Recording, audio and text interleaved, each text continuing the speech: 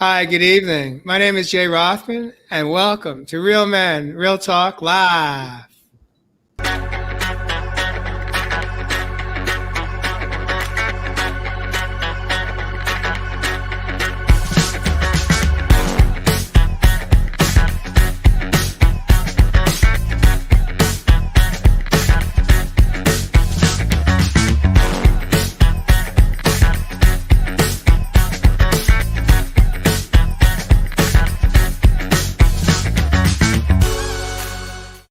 Welcome back to the show. I am the host. My name is Jay Rothman. I am honored to introduce my co-host this evening.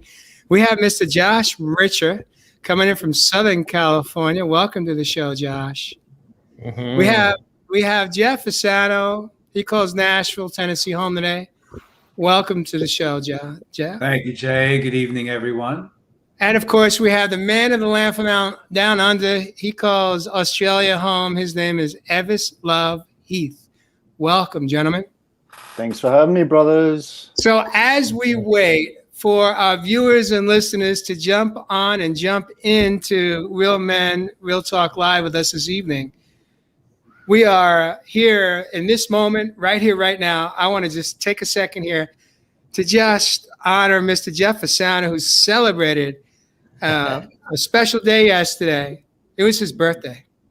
Or maybe it was a day before, but it was just that recent. It was yesterday. Right. Okay. So we already sang happy birthday to you in the green room before we went live, but I want to invite our viewers to acknowledge you right now and let them sing happy birthday. Maybe just through the vibration of Mother Earth, the universe, you can feel and hear them sing happy birthday to you. What do you think of that? Is it possible? Light them up, ladies. It's definitely possible. Light them up. So welcome to the show tonight, gentlemen, and happy birthday to you, Jeff. What I'd like to do is invite our viewers as they jump on with us this evening to, we welcome you to drop any comments that you may have into the comment section regarding this show topic. But before we get to the show topic, if you should hear something that you like or love, with love, we invite you to tap your love button on your monitor so that we can get lit up tonight. If you have any questions or comments, we welcome them this evening.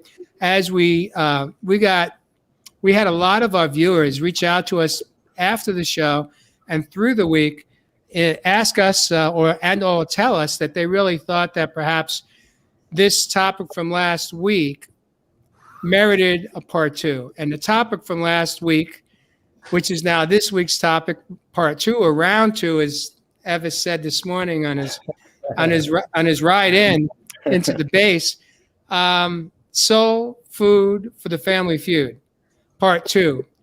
And so last week's show, I thought was watching a replay. I thought it was one of the best podcast shows that we have done. As we know, it's not about the show, it's about the message that we put out there. And I want to take a moment here just to thank our viewers that really got engaged in the topic last week. It's all about the Family Feud. So this evening, as we have more of our viewers jumping on, what I'd like to do is kind of touch base a little bit about what angles do we want to go in tonight regarding the soul food for the Family Feud, and some of the highlights that I want to make sure we definitely cover tonight. One is, what are the contracts in our relationships, and what does that actually mean? What is a contract in a relationship for those that may not be familiar with that language? Why do we have relationships with protagonists and antagonists? And from my perspective, how can we break down what's the difference between that and a victim and a perpetrator, and if there is a difference? And what can we learn from both the protagonists and the antagonists in the Family Feud?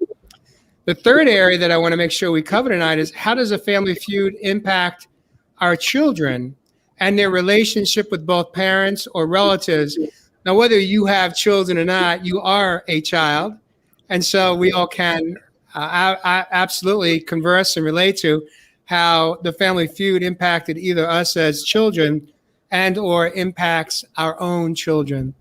And perhaps even if we're an aunt or an uncle, And if we don't have children, we may be witness to seeing what's going on in a family feud between brothers and sisters and how it's impacting our nieces and nephews.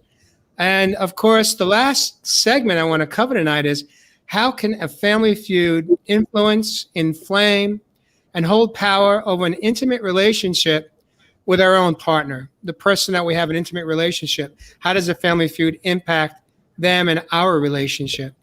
Mm-hmm. And so without further ado, Josh Rich has sent you up on the top shelf with me coming out of the gate on this round in Jeopardy. I'm going to invite you to start us off, warm us up, and welcome our viewers to tonight's episode, podcast number 59, Real Men, Real Talk Live. Welcome, wow. Thank you, Jay. What beautiful comments and feedback from last week. Wow. It was just an amazing space we all held for each other, and let's do it again. And we sort of felt like, when we all talked in the post show, we said, gosh, there's so many tools we can offer. There was just so many other layers that we could go with the family feud. And it really feels like it's up for everybody right now. It was certainly up for me. And so here we go into round 2, leading with our hearts and diving in again. But quick tie-in. And then, for me personally, it has been a crazy week as usual here and on Earth in the in the land that we live, full of lessons and love and nuggets. My dad called me this morning, and to come full circle on my share last week, he for some reason felt compelled to watch the show last week, and so. He heard everything I said. Oh. And whoa. Talk about universal wisdom and timing. I mean, the divine timing. I don't believe he's ever watched a show. And he came in on the one episode that I talked about our relationship being broken. And he was hurt. And of course, not having watched a show, he's not used to our intimate and vulnerable shares.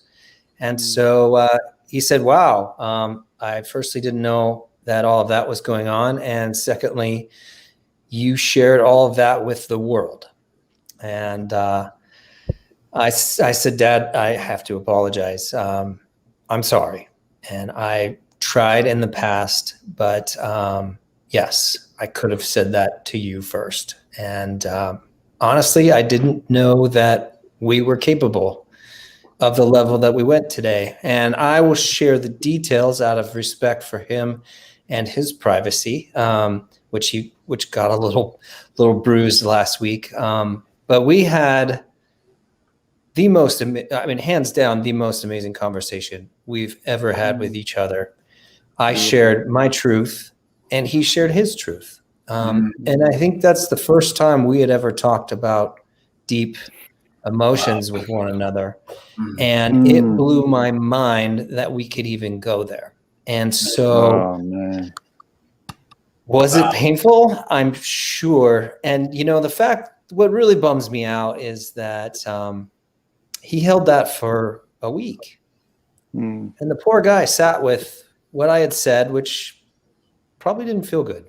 And so my heart immediately went out to him. I mean, aside from our communication troubles over the last few years, he's a good guy deep down, and I don't want to misrepresent my father. But yeah, he was hurt by that. And there's a sensitive guy in there too. So honoring that he held that for an entire week before he built up the courage to talk to me about it was pretty amazing. Wow. And we left it all on the field. There was a point where the conversation could have ended, and we both being uncomfortable but sharing our hearts to one another. And I thought, you know what? If we're going there, let me get everything out and fully speak my truth and some things that had bummed me out in the past and that made me feel bad. And so we did about 3 rounds of that. And we left it all on the field. And at the end, I was literally in tears. I don't know that my dad has probably ever heard me cry or tear up, and I certainly haven't him.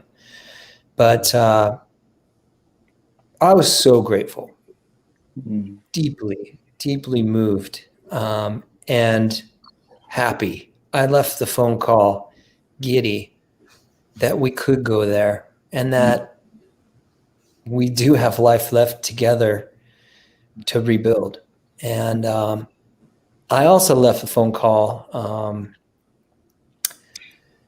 I know I've tried in the past few years, and I guess looking back, there's a bit of regret. Maybe I could have tried harder, or maybe there's other things I could have tried. I don't know.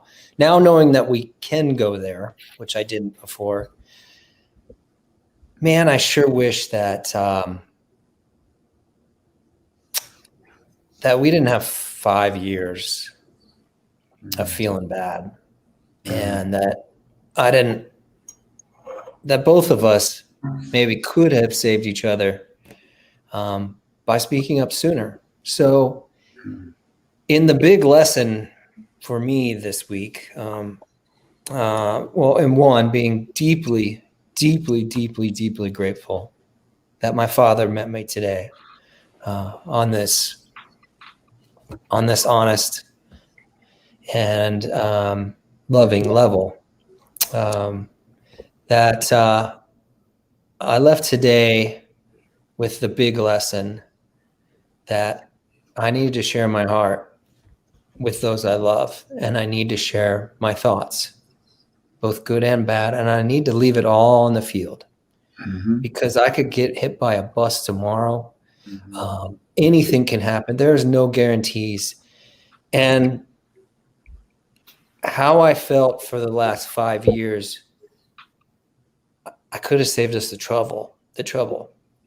And so if there's any lesson that hit me over the head, like a 2x4 this morning, was play the game honest. Be honest with yourself and be honest with everybody else. To love deeply, to lean into the uncomfortable, and to go for it, because it ain't worth holding on to that shit. And it ain't worth living with that pain. So if you haven't tried everything, truly, I thought I had tried enough, but I could have tried more. So if you haven't tried everything, exhausted every option, do it. And just do it tomorrow. Do it the day after. Do it whenever you feel comfortable. But do it soon, because there's always hope. And if you're going to crash and burn, then you know what? Crash and burn. But at least you'll know. And it scares the shit out of me that we maybe never would have had this chance. And that I see that we can have this now. So that is my deep heart. And that is my deep nugget that I received this morning. And I'm super, super grateful. Yeah. Josh, I'm going to invite you to take a moment here, just to take a nice deep breath. A nice deep breath through your mouth, and exhale through your nose, exhale through your mouth. And just pause. Just take a moment just to pause and let the sound of silence be another form of healing in this moment.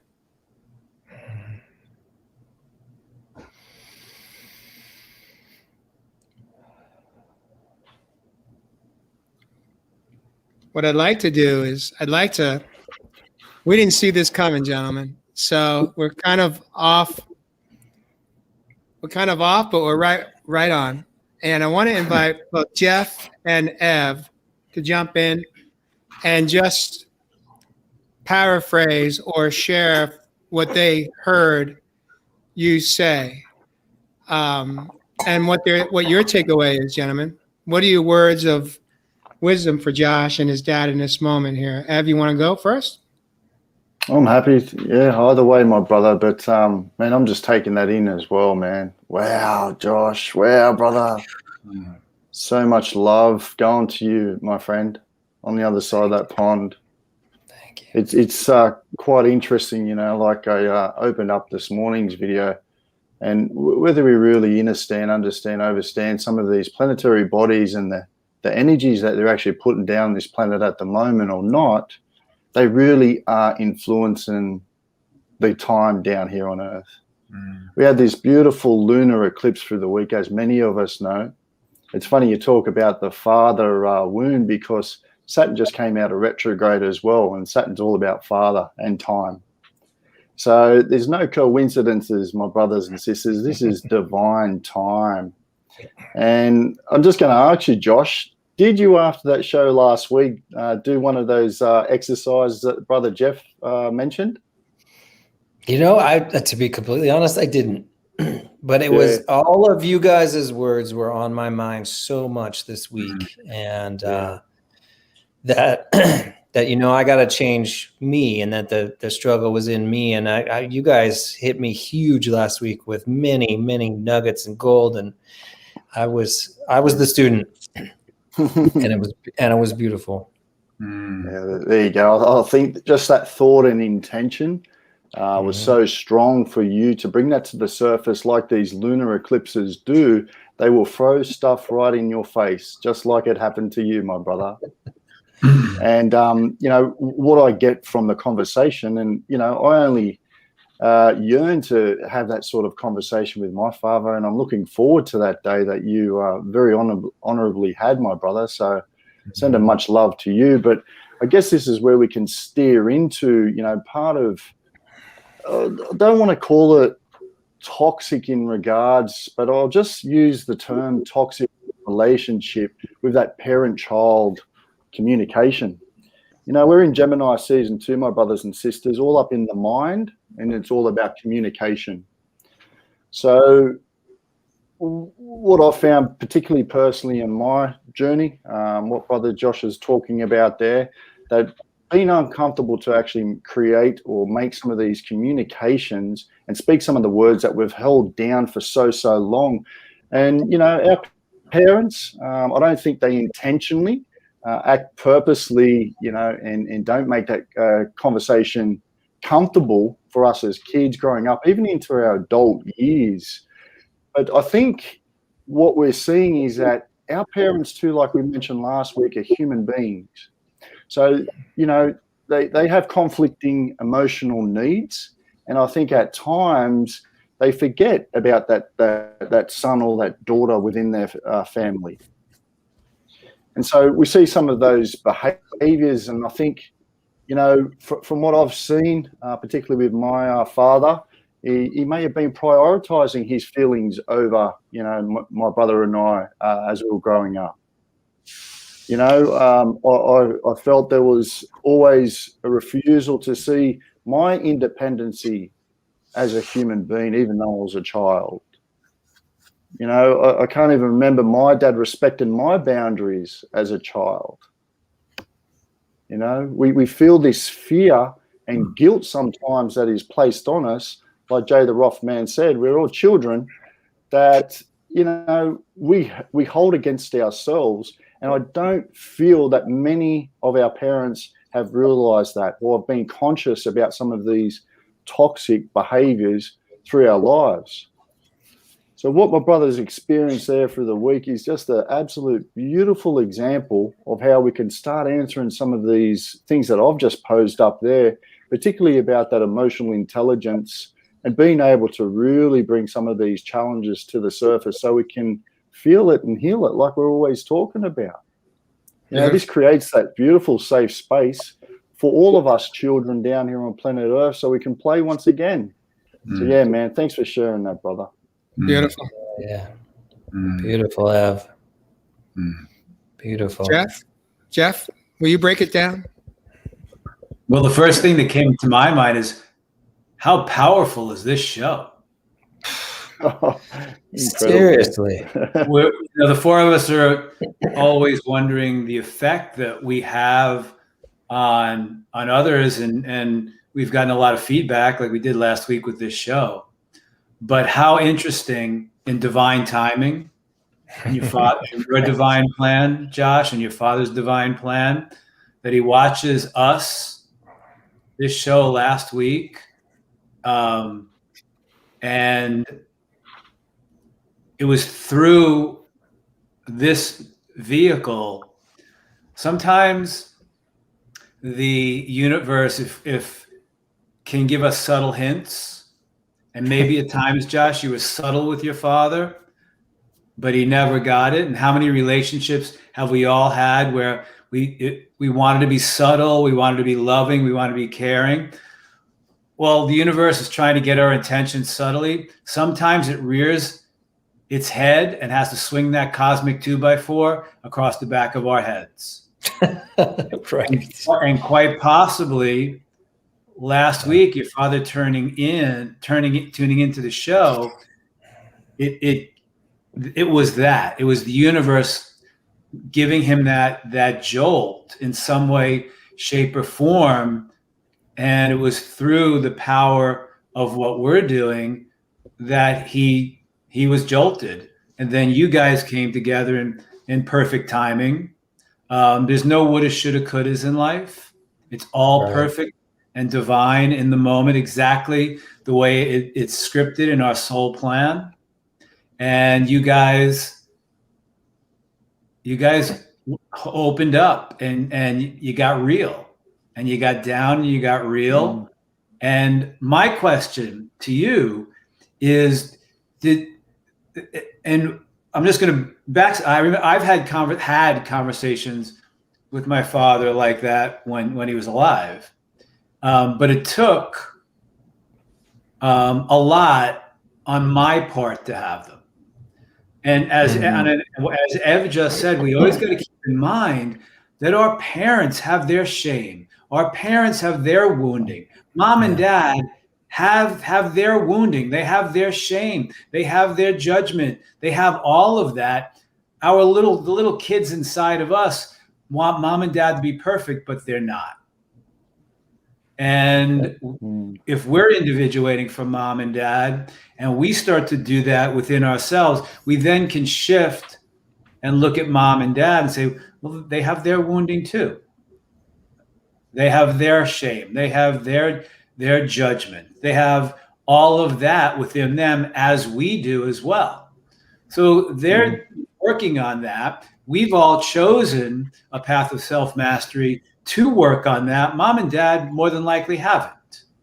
So then it kind of shifts from us, from our wounded child, always looking at mom and dad, wanting to be the perfect mom and dad for little Jeff, which is the way I used to look at it, until I started the reparenting little Jeff, and then started to individuate from mom and dad, started to grow up, move into my adult, then got the perspective of seeing their wounding, yada, yada, yada, et cetera, and then I was the one that opened the door for my dad. And when I did it, my father's fears came up, my father's deep fear of intimacy. So as you were saying, talking about it, Jeff, so when you finished the conversation with your father, what was the energy? What was the feeling that came up in your heart with dad in that moment? Because once again, he's where he is on his path. And what came up for you with that when that happened? I felt giddy at the end. I really did. And because I knew that it would be different after today. And I knew that we had crossed a great chasm together. Cool. And I knew that he, of course, wanted a beautiful relationship with me. And, he straight told me the way that he tries to show me love. And so I get it now. I see it from his perspective, and he sees it from mine. So I'm just excited that we have this opportunity. Beautiful. Sometimes we, on this path of self-mastery, of us really growing up into the adult, the relationship reverses.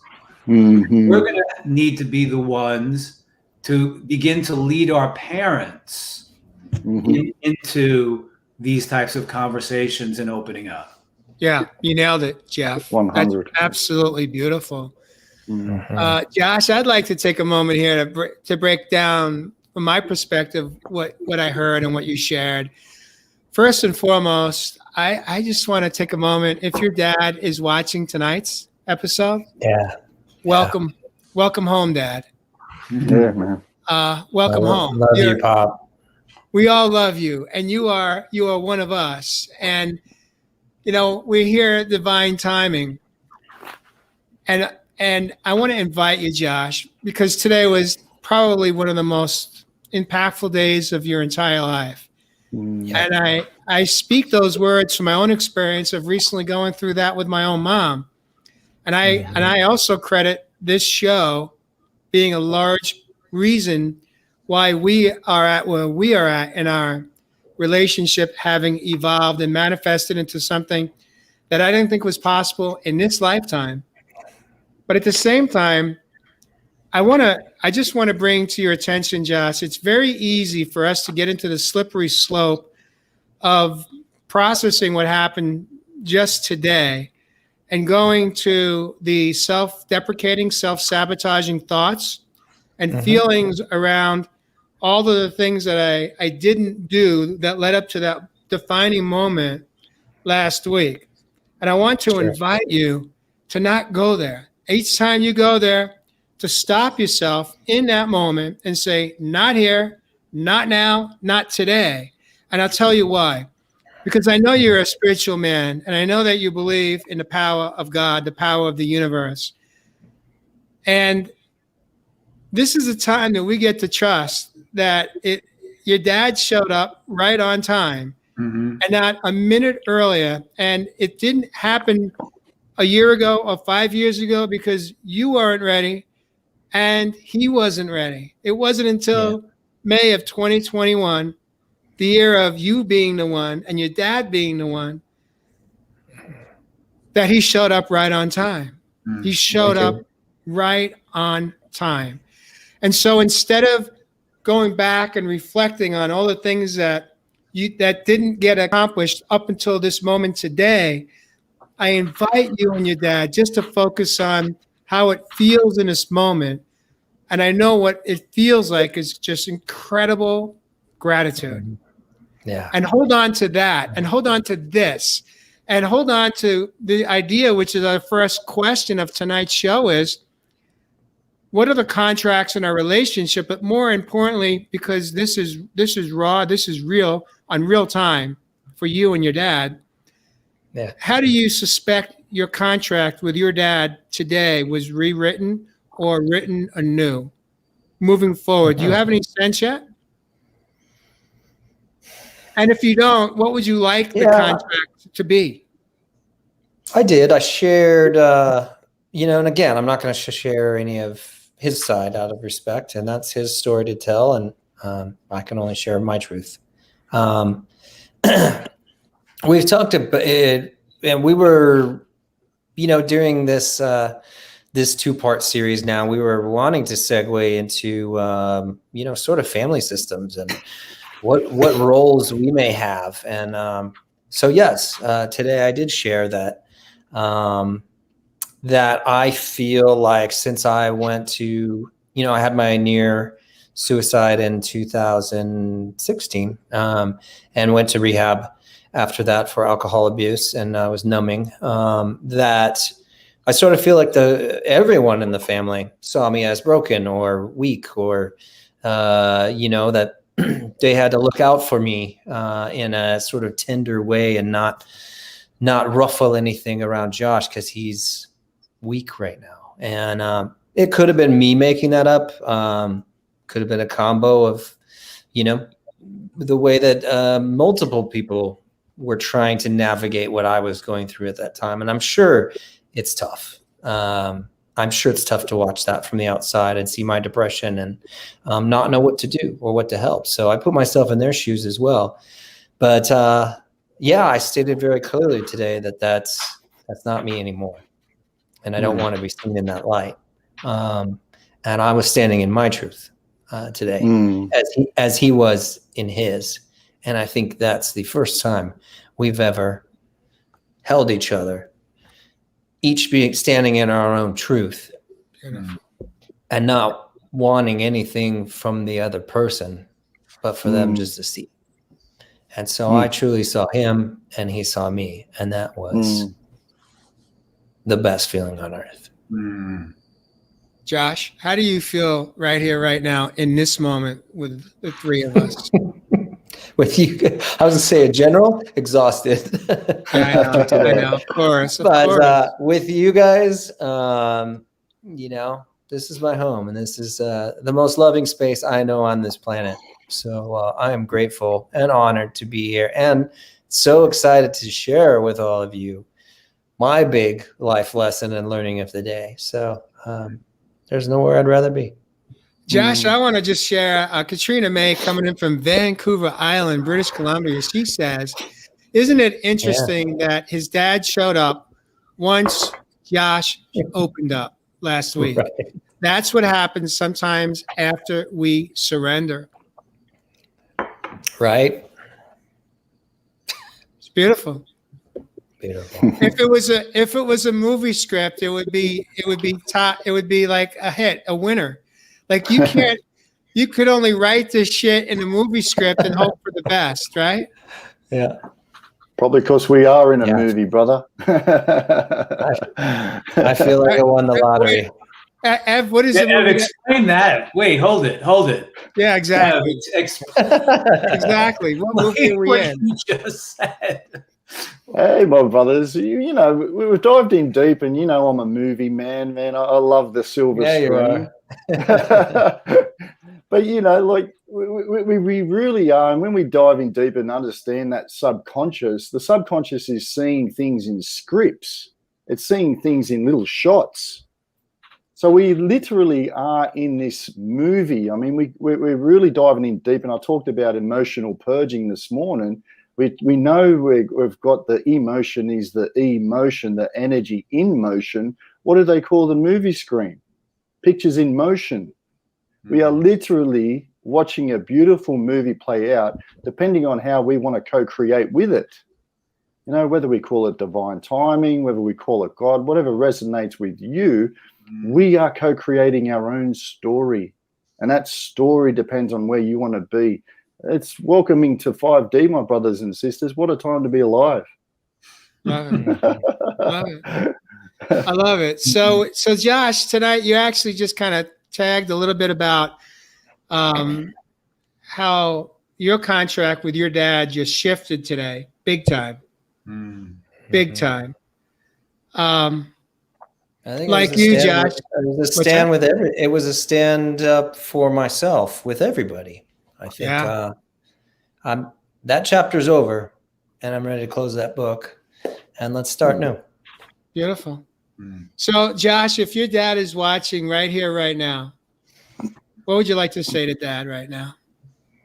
Dad, I love you, and thank you for everything that you've given me and done for us, and I'm so grateful for today. I'm ready to start fresh and get back to the way we were. So thank you for watching last week, and I'm sorry that stung a little, and but I loved our call today. When we speak our truth, sometimes it does sting. Yeah. Sometimes that's what we need for us all to get the attention of what we need. And Jay, you're right. My brain automatically went, I'm a kind heart. So my brain today went to imagining him and my stepmom listening to the words I said last week. And I was having those moments where it was piercing pain for me, and I was feeling regret. And then I just take a deep breath. I remind myself to let the feelings go. It's not my job on how those were received, and we had our talk today. So I can't take back the past, but it also created something beautiful. I love it. Gentlemen, what I want to do in this moment, Josh, when you were just talking to your dad, I closed my eyes for a moment, if you caught it, because it just rocked me. It got me. I mean, it's just a beautiful moment that all of us, including our viewers, we all could only wish for this opportunity to get real with a parent that we have felt unable to reach and unreachable, and for both sides. Yeah. So you bring hope and inspiration to all of our viewers that may be in a family feud right now, one that is conscious and perhaps some that are not spoken. The subconscious or the unconscious family feuds that go on for decades with a lot of hurt, a lot of pain, a lot of toxicity, and there's no winner. Nobody wins. Everyone loses. It's a big playground fight. A bunch of little children in a big playground fight, throwing balls and sticks and bats. That's what, as Jay just said, that's what an unconscious family feud is. It's a bunch of little children going at each other in the playground. If everybody out there can picture that, that's pretty much what an unconscious family feud is. It's not, if it was adults, conscious, individuated adults coming to the table, it wouldn't be a feud. True. But it's really just have that. Everybody has been in a schoolyard. Everybody, I don't know, I've been in schoolyard fights and a whole, when I was 10, 11, 12 years old. Just picture about 6, 7, even 10 people going at it in a schoolyard after the family feud. Yeah. Now, I do want to preference one thing, gentlemen, and that's that many of us that are in a family feud with someone we care deeply about, let's say a family member, blood family member, and we're ready to have this conversation, Josh, but the other party isn't. And many times it doesn't turn out the way we want it to.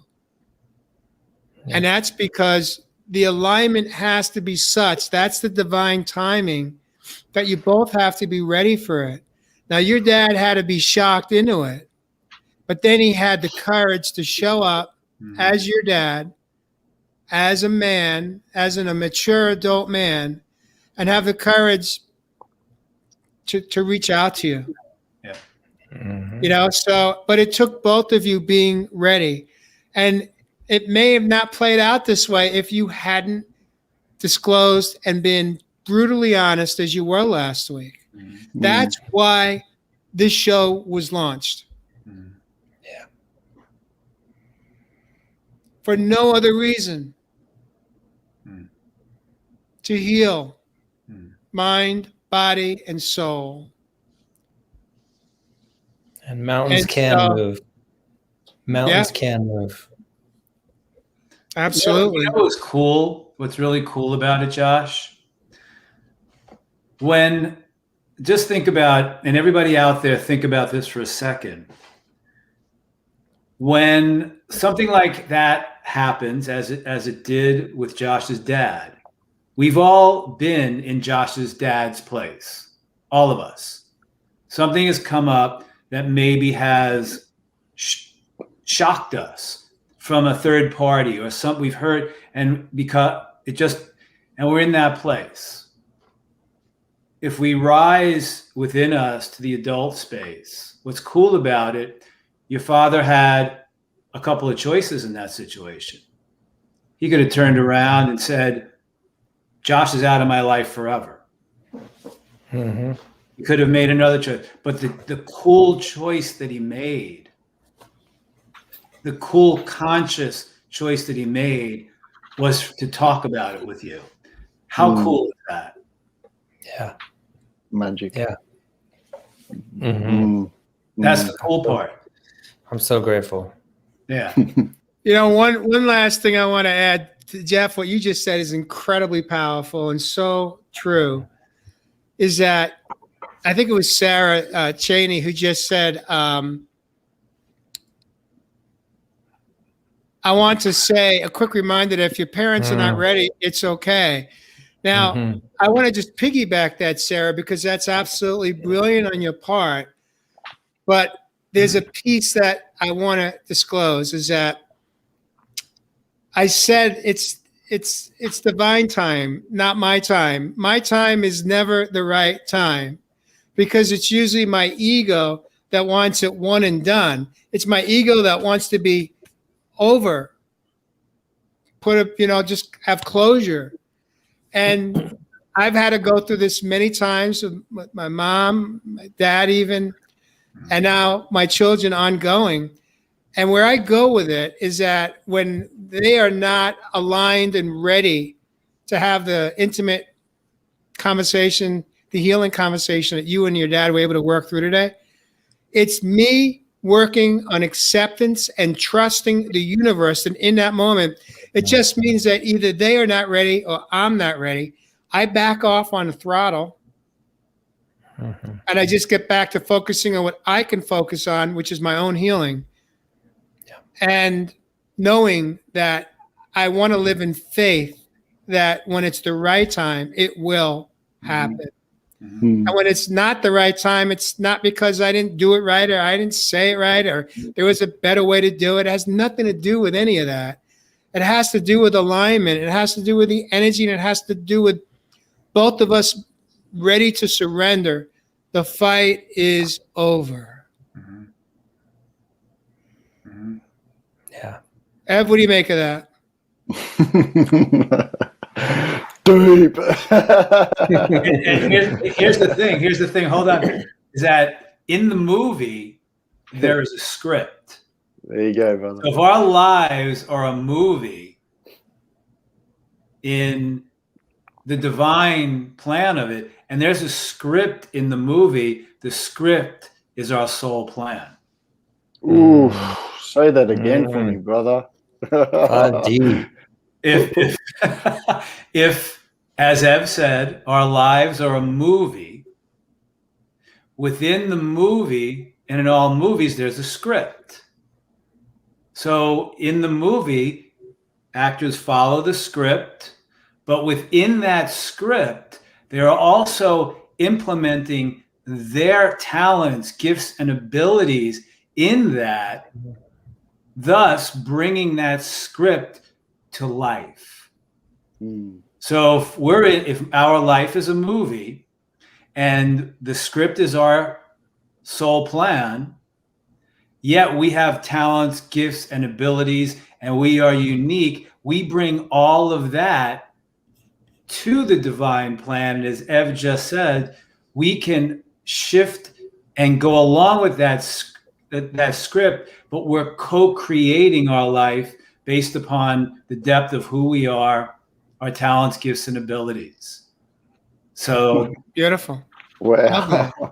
I don't know where that just came from. Oh, brother. It's The beautiful thing is you don't need to know where it came from. It came from within, You're just a portal. That's all. That's all we are. Now, I think we nudged on it last week. We're really starting to see our soul contracts, as we were talking a little bit about last week, really be agreed upon. We're able to go like that, as I always say. We're able to move on. So this time around, we're not going to have to come back again, play out the same roles and act the same parts like Jeff's saying about, where we may have to flip the script to keep learning the lesson until universe says, okay, now you can move on and ascend and evolve in your soul path. Yeah. But, we've got to really start to understand too, I think, about what that contract is.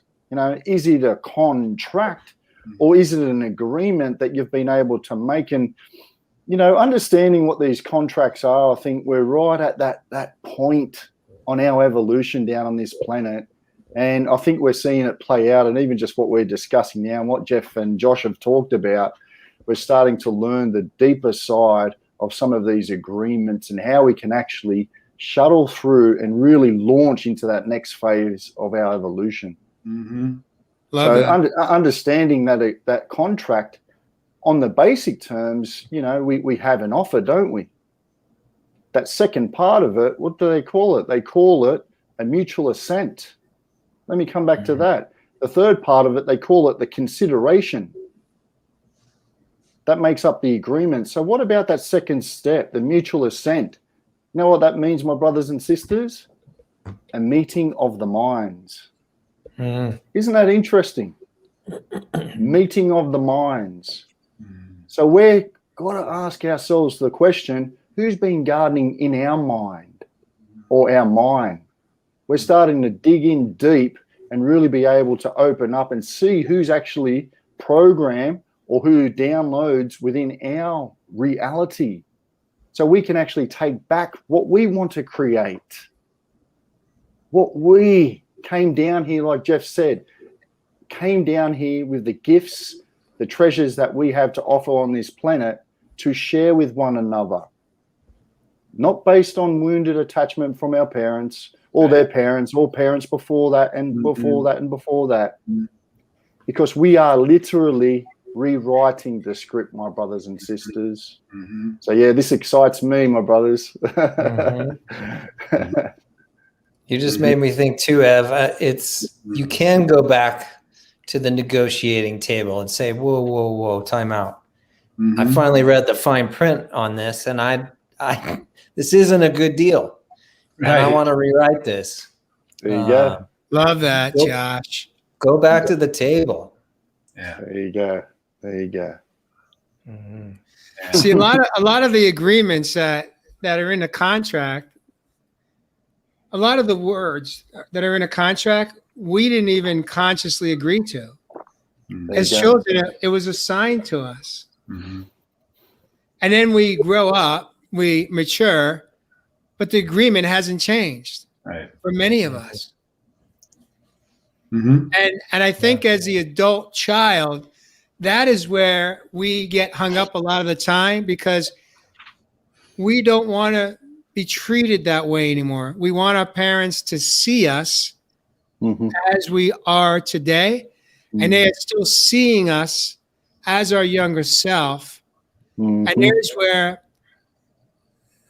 where the inflammation begins. That's where the disease starts to set in.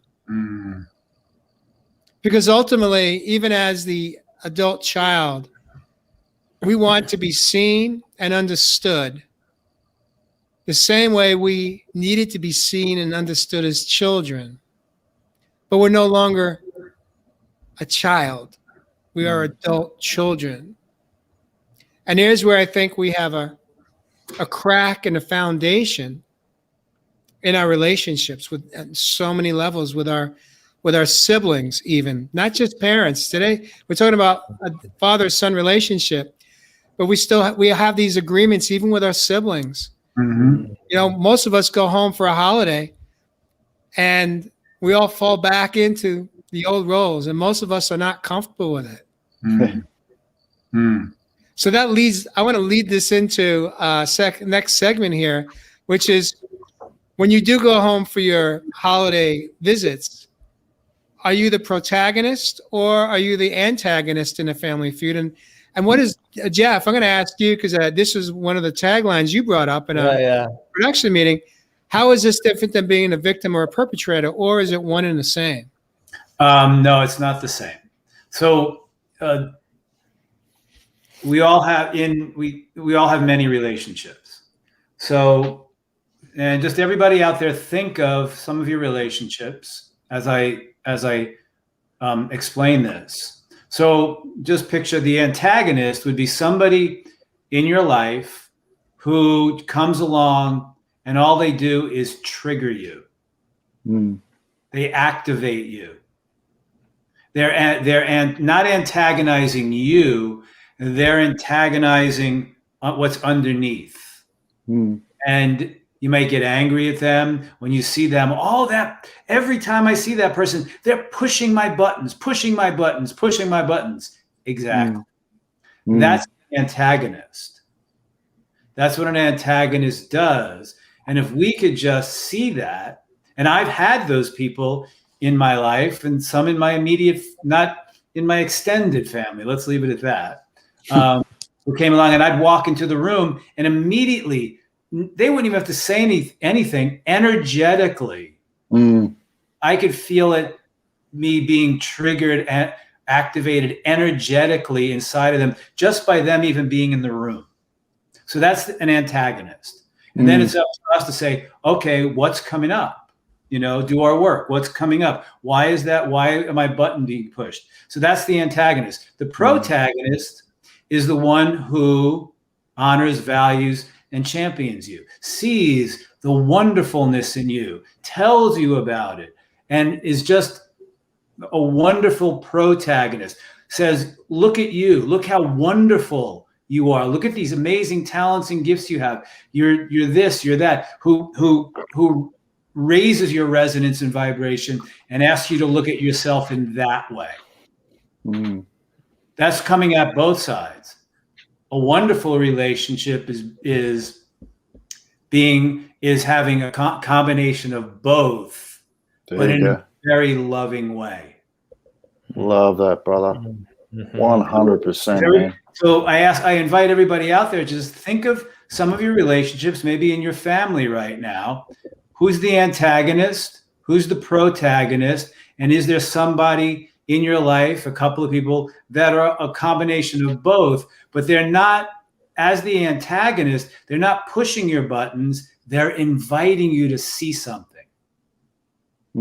Protagonist is also inviting you to see something both in a wonderful way that is holding space for you to grow within yourself. 100%, brother. I love that, Jeff. I want to bring up on the screen here. Kristen Carabola says, family sees me in a certain way. She's referring to her family. Last visit, I said something and it was dismissed. This time I said, I don't feel heard, and I'd like to rephrase what I just said. I did rephrase it and they heard me, they understood. I think it changed their perception. Kristen, I'm more interested to hear if you could drop in a comment, how did it change for you, how you felt in that moment, engaged in that direct conversation with your family members? How did that impact you in that moment? And I don't know about you guys, but I love how she felt safe enough, even if she didn't feel safe enough. She was, I'm going to paraphrase you, Kristen. You basically, you were done. You're like, you know what? Damn it. I need to be heard. Yes. It's time for me to be heard. And you said in that moment, a spontaneous, I'd say, almost like it's a form of a boundary. It's like, you know what? I need to say it differently so you can finally hear me. And that's you standing up for that little girl inside who's still alive. There you go. Still is really sick and tired of not being understood, even at your beautiful age that you are today. So I just absolutely love that. She went back to the negotiating table and said, no, in the contract right here, it says that's wrong. That's wrong. Let's rewrite this. Josh, I want to just, in the moment here, I love what you just said about in that moment. She just knew she was done and it was time to be heard. But I want to also acknowledge that a lot of our viewers are saying that they're commenting that they feel an energy shift in you tonight. Just your body posture, your body language. There's just a different energy about you. And so I just want to just share that with you because I know you're present. You're not watching the comments and all. Yeah. In a moment here. There has been. Do you feel different? Yeah. What's it feel like? It was funny. It was this morning. As soon as he hit me on the phone with, he watched the show last week. I mean, my first reaction was my heart sank. And I thought how painful that must have been for him. But when we started to ask each other questions, it was like, I don't know that I've ever stood in my truth that much without concern for how it was received. It was me expressing myself, and there was no worry about how that was perceived. Just like she was saying, no, this is me. You don't understand. This is me. And that was the adult me showing up. And I could see where a lot of that avoidance energy or that hurt energy in the past was my child self. So yeah, it is different today. I stood in the adult me. I spoke my truth. And there was no ifs, and buts, or sorries, or, of course I can be compassionate in that moment and say, look, I know this probably hurt. And I'm sorry we didn't talk before. So, yeah. Beautiful. Love it. Hey, Josh, we're going to move on here. But before we go, one more question. Yeah. Who are you standing up for today? Me. Which part of you? Which part of me? Yeah. I know you're fishing for a proper answer, but I'm just here with me. Okay. You might be hinting at a younger Josh, brother. Yeah. There you go. Yes. Thank you. Exactly. For sure. So you think little Josh, he got his needs met today? 1,000%. It was amazing. Does the adult Josh feel like he got his needs met today? Yes. Yes. And tomorrow, when I wake rested, it's going to feel amazing. Beautiful. And it already does. It's a whole new day. You can really begin to rewrite that relationship with Dad as two adults. Exactly. That's the cool part. I got to do that with my father. Yeah.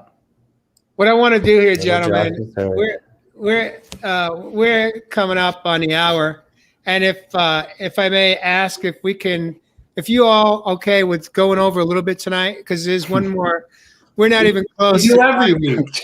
We need to do a third one. Round three.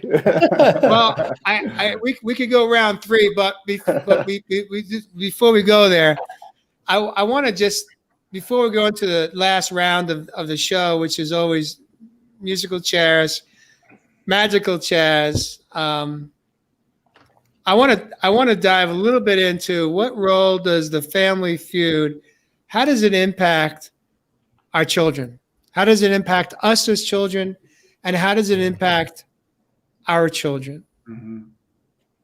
And I think we probably have a real good idea of how it impacts our children when a family feud is between a mom and dad that creates a breakup, a divorce of sorts, or a formal divorce. We know what can happen in families, but what tools can we drop here tonight? What can we share with our viewers and listeners to maybe change the trajectory of a family feud that's in action right now, so that the kids don't become collateral damage one more time? Who wants to jump in? That would take two incredibly conscious and aware people to get themselves out of the way, to know that their behavior and what they're modeling, if they're doing it out in the open in front of their kids, will affect them.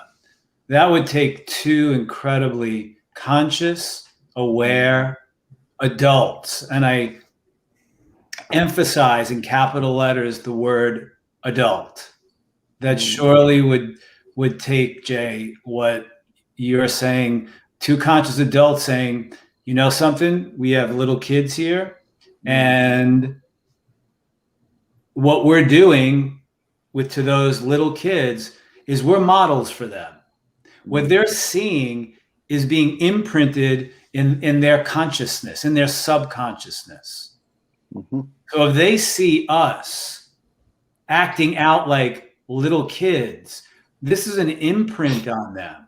I've experienced that with my mother and father on many levels, how it impacted and imprinted in my subconscious what a relationship between a man and a woman or in a loving relationship is. It scarred me.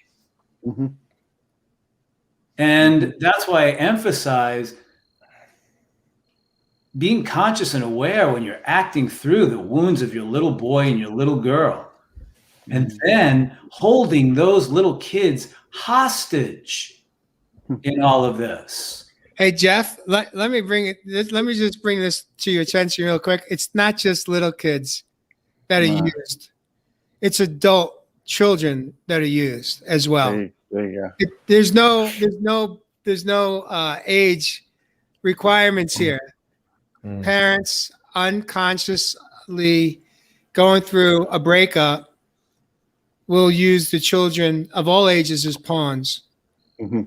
Once again, two little children having hissy fits and spats. Right, Jay? How do we break the cycle to that, gentlemen? It's called communication. It's called therapy. It's sitting down, everyone within the family, and I'll just jump in here, coming from a personal, experience growing up through all of that stuff. When my parents decided to go separate ways, and that left me and my brother with either of them. So we weren't even included in the conversation. So that left me so confused, and that's why I took on the abandonment issues and the rejection and the guilt and the blame. Because I wasn't included in the conversation when it was going down. So this has been responsible in regards to making sure that your children, who are more lit than you think, my brothers and sisters, particularly now in what we're living in, but making sure that they're included in the conversation, and that children also have emotional needs and desires that should be respected. So this is really honoring those roles as a parent. Stop prioritizing what you feel your children need. Start listening to what your children need. And that was one thing that I wish I really had the opportunity to just really talk about when all that stuff was going back in my childhood. Thank you for sharing that. I really want to take a moment to both really honor both you and Josh Richard tonight for showing up. And Josh, I mean, if you hadn't shown up last week the way you did and dropped them truth bombs, our show wouldn't have turned out the way it turned out tonight. And we all came in here blind. We had no idea what had transpired today. But I want to share something with you guys. I want to break down this segment of the show right here, right now, regarding how when the kids are being used as pawns. Jeff, you nailed it. It takes two consciously awake adults to leave the children out. Now, unfortunately, my children are collateral damage, and they weren't children. They were in their 20s when I stepped out of my 30-year marriage. But unfortunately, there's a victim and there's a perpetrator. I was the perpetrator. My wife was the victim. And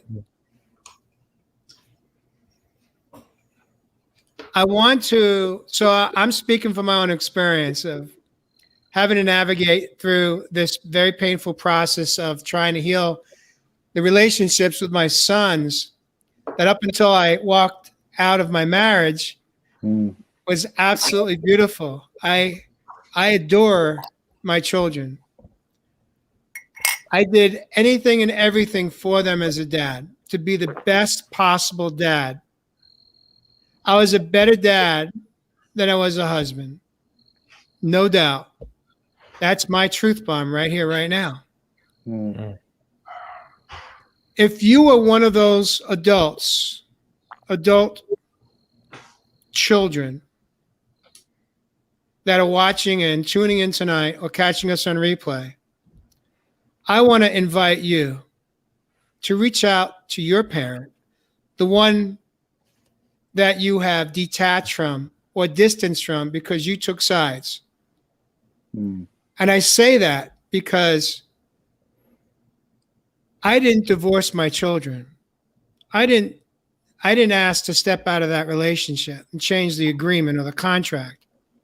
That was between their mother and me. There are things that I have never disclosed to my children about my relationship because it's not their business. But my ex-wife, on the other hand, hasn't honored that unwritten agreement. Hence, there's issues.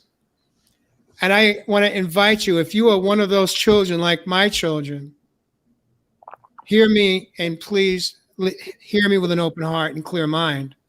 There's two sides to every story. There's no good guys and bad guys. We all showed up. We all did the best that we could in our relationship with what we knew and what we didn't know. And believe me, I was unconsciously living, playing house as a husband for decades. It wasn't until I woke up and I stepped out that I finally began to have some clarity and understood that I always hold myself accountable for my part in a divorce. But as a dad who adores his children and loves his children to death, it feels like many other moms and dads that may be listening, like an injustice. Because I didn't do anything to harm my children. My issues with my wife were between she and I. And when the family feud blows open, it takes everybody down. It impacts everybody. And it doesn't have to be that way. And yeah, Shannon, it's an interesting question. She says, does that mean your ex-wife has gone from victim to perpetrator? And I think you answered your own question. Clearly, Jolene says, powerful message. Yes, there's two sides to every story. And that's why it's a lifetime healing process that's going to have to take place now. And it may not even unfold in my lifetime for my own family. But I want to invite you, if you are a child that picks sides without having that deep, intimate conversation like Josh had with his dad this morning, to hear both sides or understand that it isn't even necessary to hear both sides because it's not your relationship. You are just a child born between the mother and father. That breakup is between them. And it doesn't mean that your dad left you or your mom left you. Much of the time, it's the children that leave the relationship because they feel they need to protect one of the parents. And is that really our role? Is that a healthy role? Right. So I'm gonna open it up to you guys here just to share. Anyone has anything that you want to add to this?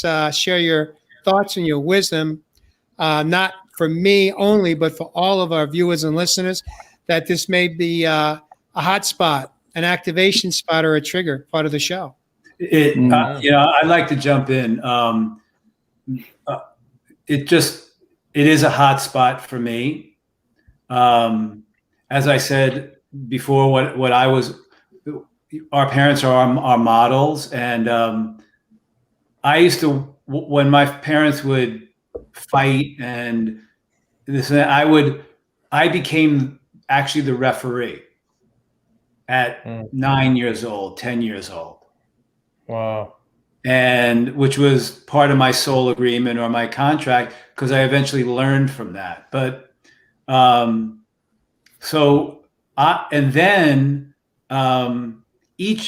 my mother would grab me and talk to me about what was bothering her about my father. My father would then grab me and talk to me about what was bothering him about my mother. And I was friggin' 15 years old. And Jay, I stand corrected. You're right, because and even as I grew older into my 20s and into my 30s, I was getting bombarded, and I was in between both of them. And what I was modeled was, you know what? Relationships suck. I mean, really, I looked at it, I'm like, why would I want to do this? Because that from like 15 years old all the way through to my early 30s, I got it from both sides because they couldn't talk. So it was, I never realized it. And then I would have to talk to my father and bring some sense into his head. Same with my mother. And I realized that I became, in the contract that I had, the agreement there was to be some sort of referee in between two of them, until came the day that I was in a relationship with a woman in my early 30s. And I remember going to her parents' house. My father was driving me because I lived in Manhattan, didn't have a car. And we sat out in front of their house, and all my father did was constantly talk about how this marriage sucks. And all I did is I sat there, and he just kept on bombarding me with it, He had no one else to talk to, but I was 30 years old, 31 years old. And it just took a toll on me that finally I went to each one of them and I said, no more talking to me about any of this stuff. Love it. Love it. You set the boundary. I just said, You did it. No more. No more. I'm done. But I'm telling you, folks and guys, it took a toll on me, because I go back to what I was modeled from 15 years old all the way up to my early 30s was relationships are arguments. I wasn't even modeled any parts of loving and caring. It was just watching them play out their contract with each other. Love. And Jeff, go ahead, Josh. Firstly, dude, my heart goes out to you. What a role to have for that many years. And do you think that still affects you today? Oh, no doubt.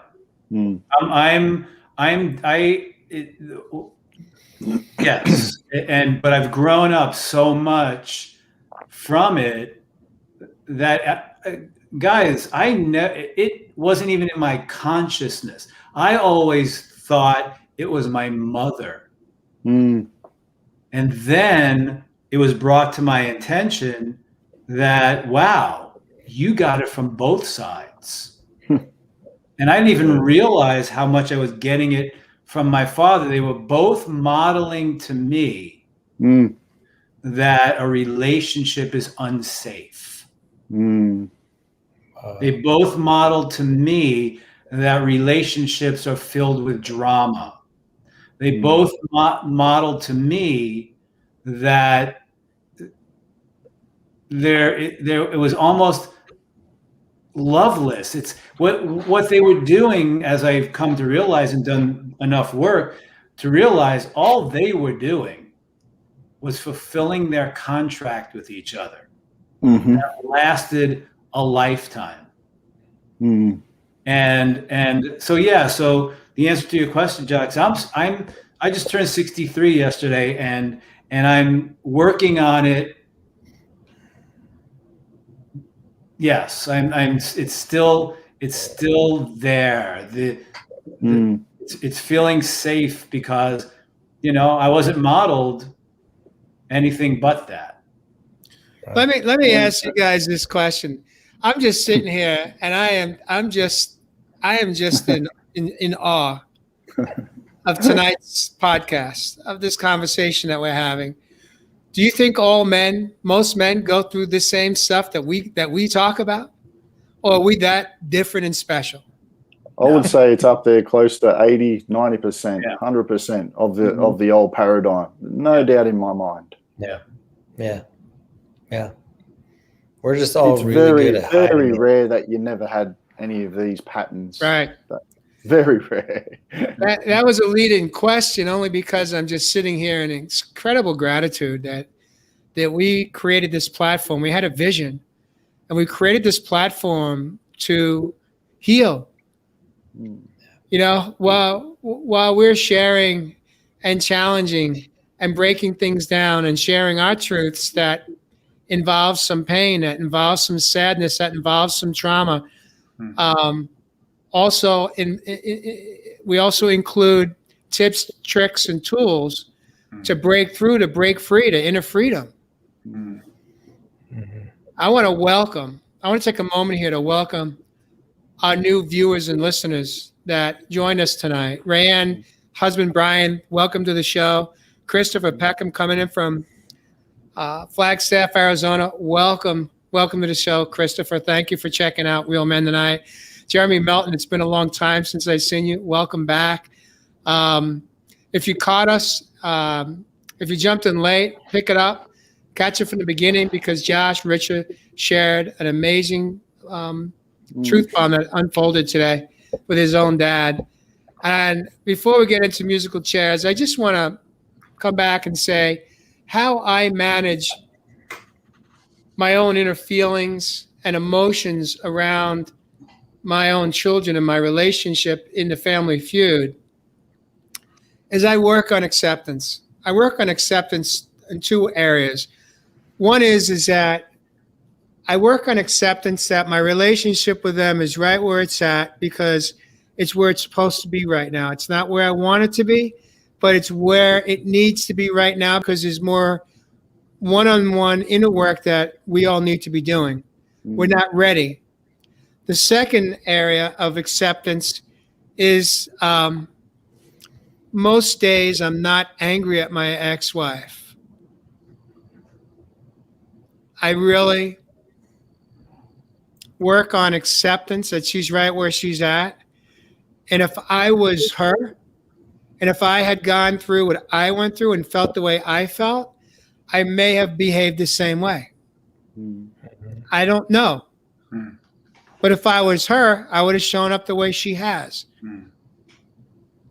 And I know that beneath all of that, whatever stuff she has to work through, I know she's got an incredibly soft, vulnerable heart.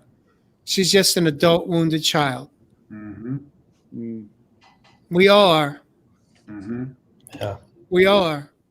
And I know that if I don't take that approach with my own family, then I'm not going to be okay. Because holding on to anger, resentment, injustices, all of those feelings of frustration that easily can bubble up to the surface will not serve me, my health, and my relationships. So yeah, it's simple, not easy. It takes discipline. It takes practice. And how I do it is I get busy with self-care. I jump into nature. I jump into nutrition. I jump into connecting with men and women that I know and some that I don't know, just to connect and have deep conversations, as Evis would say. Spontaneous combustion of just beautiful laughter and tears and honesty and truth bombs, and it just keeps getting better and better. And so with that, and Chris Morrison, welcome. Chris Morrison, we met just less than 2 weeks ago, and he has become a fan and viewer of Real Men, Real Talk Live. And so, and if I left any of you out, it's not intentional. I only know who's here because of your comments shared, and I can't catch them all working the board as a producer. So, but thank you so much for joining us this evening. Let's get into the last round of the show. It's musical chairs. Since we've gone over tonight, I'm going to limit it to 2 minutes. When I drop you out of solo, that's your cue to wrap it up. Chris, I'm actually down in south of Sedona this weekend, and hopefully I'm in Tucson right now, coming in remote. Hopefully maybe we'll get a chance to connect and catch up. Maybe we'll see each other this weekend, maybe Sunday. If you and your beautiful bride are available, we'd love to see you guys. Last Saturday is when we got together. We met for the first time, and here he is, part of Real Men, Real Talk Live community. He's been binge watching on our past episodes. You could find that as a viewer on our YouTube channel. Search Real Men, Real Talk Live. There's a playlist, and it's in order of date to play it backwards or play it forward. Either way it works.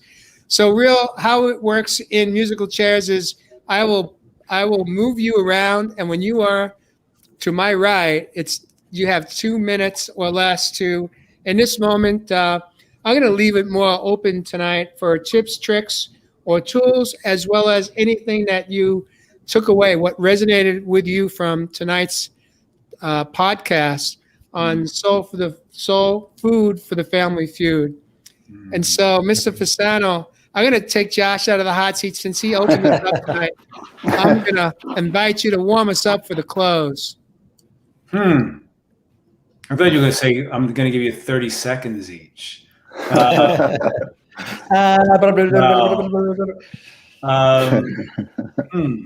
Trying to think about all the stuff that we talked about, all the things we wanted to speak about. I think I'm going to just continue with what I was just talking about. With our relationship, since we began with relationships with our parents, and I would imagine most of the feud that most people have is with mom and dad, is to open your minds, open your hearts, raise your awareness to the wounded child with mom and dad. If mom and dad are still around, you're fortunate enough to find out where they're antagonizing you. Where is the wounding? What's going on with them? What is that little child inside of them want from mom and dad? What do they need to say? Like at the beginning of the show, Josh needed to express to his father what was inside of him. Where do you need to do that? So if they're still alive and you still have that opportunity, if in fact they're open to it, if they're not open to it and you don't see that, then you're going to have to, or not have to, then I invite you to look at shifting your relationship with it. Like I said earlier, how cool is it that Josh's dad made the choice to talk to Josh about it? How cool is that? Josh is so fortunate. I was fortunate that I eventually, as years went by, got to do that with my dad, and I, on some level, with my mother before they passed. So you might have to shift that relationship if they're not there. It's not about, oh, they're not ready. They may never be ready.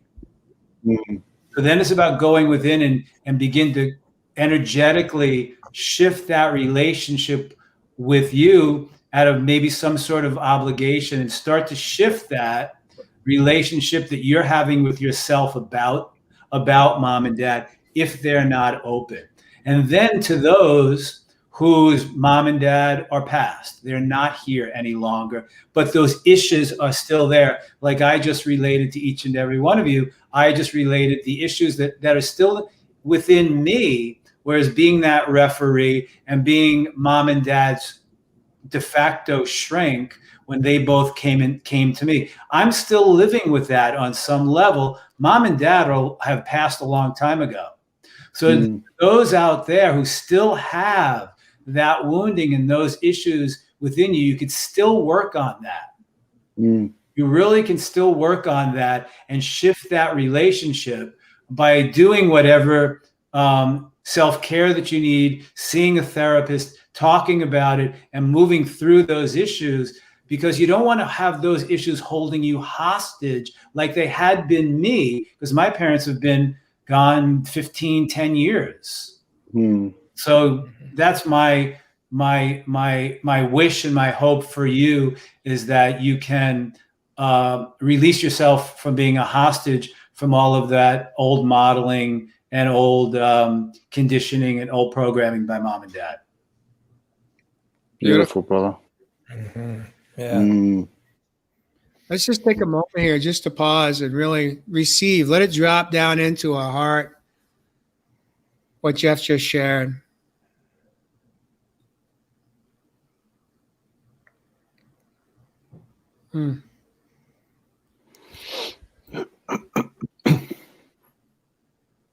Ev, you're up. Oh man, what a show. Another one. What are we on? One and a half, close to 2-hour marathon. Damn. Going in deep tonight, my brothers. And as always, here from the land down under, thank you from the bottom of my heart. Show much love and gratitude here on the other side of the pond. And for me, tonight's show, it's definitely going to be on replay in my mind. I'm definitely going to have to go back and have a listen and watch some of what we've talked about tonight. I really try to go out of my way to, watch a lot of these shows, because it is different being in the hot seat like I am right here, right now. And, I really invite you, my brothers and sisters out there that are watching, go back and have a look at your show. Go back and reflect on who you've been, where you've come from, where you are, to where you want to go. We may not have been modeled some of these behaviors, particular things in our lives that we may have desired or needed as that inner child. But we don't have to blame anymore, my brothers and sisters. This truly isn't about being a victim. It's really not been about the perpetrator. It's really been able to come from a place where you are just living out the life that you truly desire. If you are on the side of the confliction or the conflicting adults within the relationship, really look at the feelings of your children. I said this early in the show. Our children are lit. They've come down here with the DNA that we really need to go into this new way of earth. So when we're refusing their independency, you could really see that later on in life, they will become codependent of relationships that they're in. When we're ignoring their boundaries, you could be assured that later on in life, they're going to be the doormat that I always talk about and get walked over. When you're using fear, like I felt as the child, and guilt to manipulate either side, whether it was mum or dad, then you could see later on in their life, my brothers and sisters, that they're going to be living a life full of guilt and fear. Is that a real way to show our kids and to show these future generations a way of living life? My brothers and sisters, this is not about being adults. We've been shit at being adults. This is about being your highest self, your highest possible version. The inner child is getting a chance to heal and really work through some of these deeper wounds that all of us, like I said, I would be very surprised if 90+% hasn't gone through these same similar patterns down here on planet Earth and what we're currently working through right now. So I really invite you, my brothers and sisters, to come from a place of that heart and come outside of that inner child for a little bit. Come outside of that adult self for a little bit and look down on the movie that we're talking about, that you're playing out your called life. And like I said, my brothers and sisters, this isn't about blaming. This is about owning your feelings and your emotions and not pointing the finger at anyone ever again.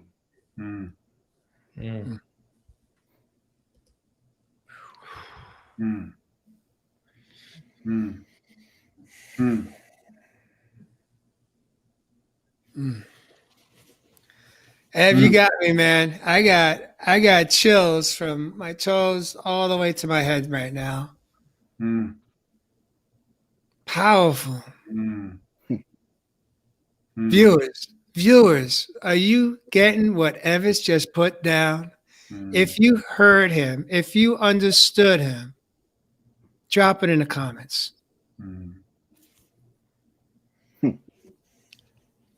And what can you do differently today in your family feud? What are you willing to do differently today in your family feud? Mm-hmm. Because there's no winners. Everybody loses. And we're all left in shackles and in inner bondage.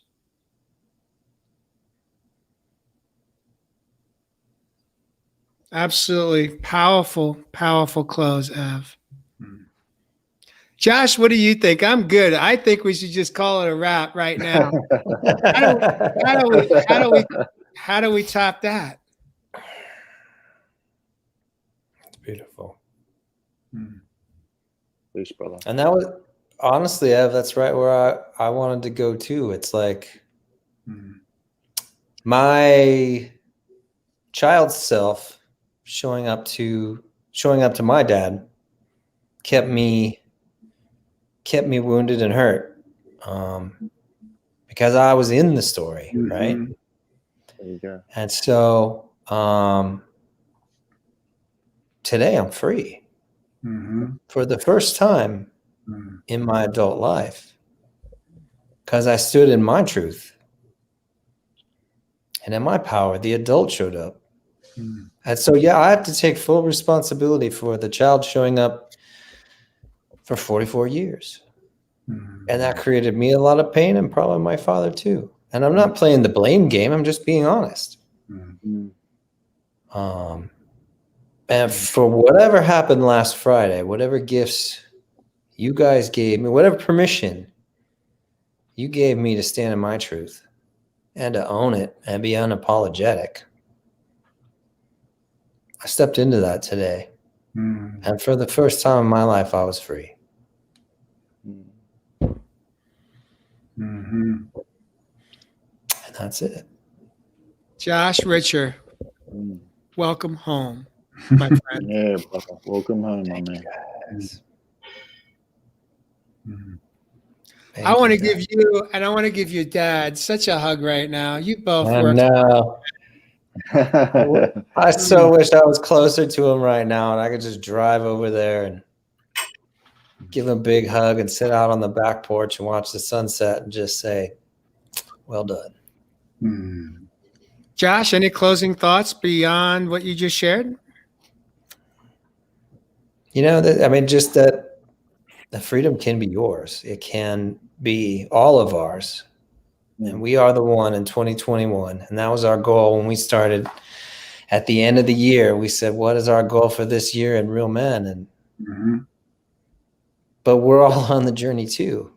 It's mucky, it's muddy, it's dirty. There's shadows in the closet and there's elephants in the room, but we can all have it.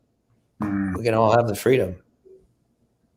And you know what? It's a whole lot worse living all those years of avoidance and pain and re-triggering and all of that than, you know, just going through it once. Just dive in. Honor yourself, stand in your truth, and do it. June says, thank you, gentlemen. Thank you, everyone. It was very explosive. That's a cool way to put it. Explosive. Why is that, Jeff? What is that? What are you feeling from that? What does that mean for you right now? I don't know if I would have used the word explosive. I have to think about it.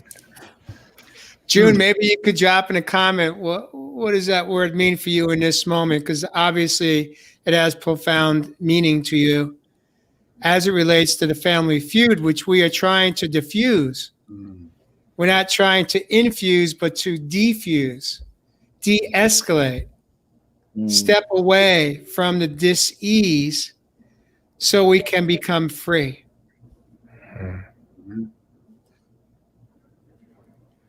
I'm going to invite any of you guys, if you want to ask me a quick question in my close, I'll wrap it up with the answer, or else I'll just give my my closing thoughts all by themselves. What's coming Anything to you, come up? Jay? What's your heart say? Has anything exploded in your heart tonight, Jay? What hasn't exploded in your heart? Yeah, you know, I tell you, my heart is so freaking full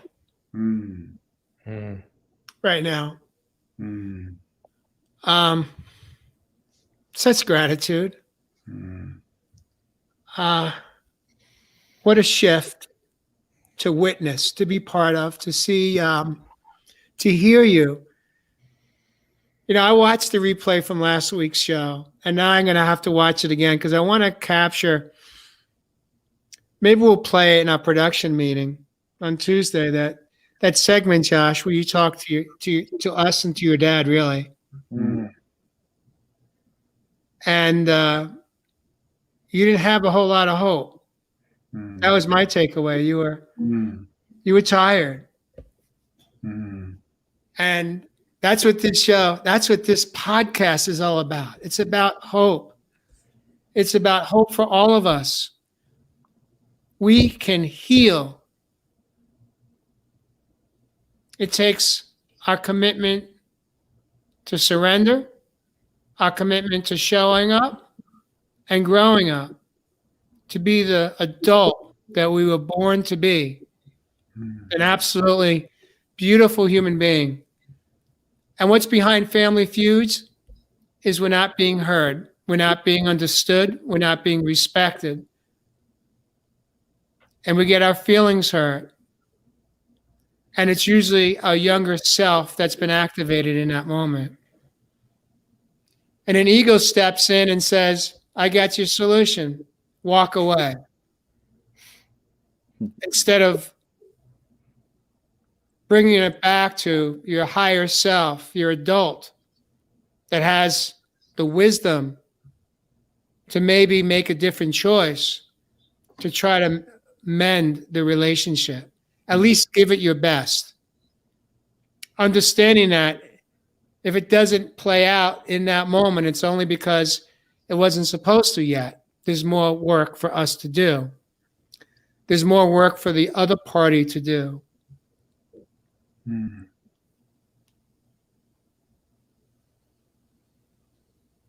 But understand that the family feud is very rarely about you.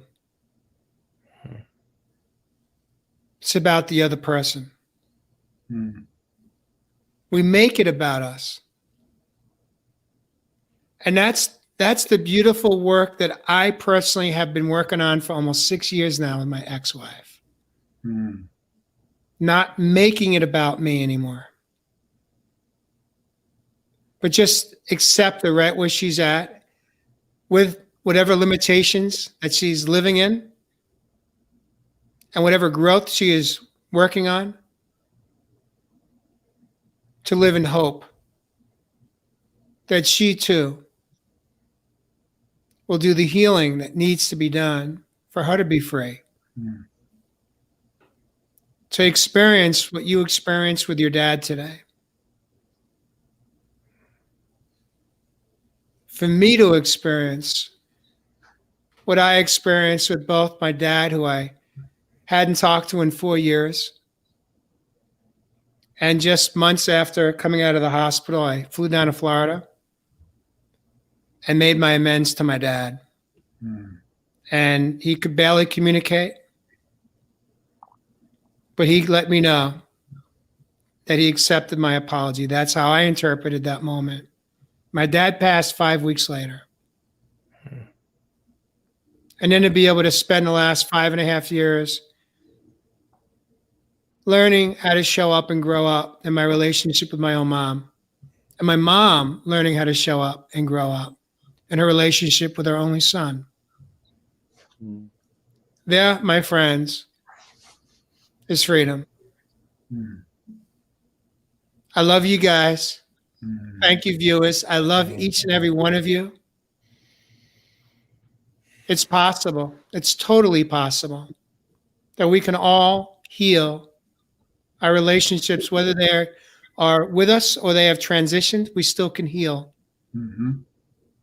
It's totally possible. When we take the focus off of them and turn it back on ourselves and understand what do we need and what are we willing to give and what are we willing to give up.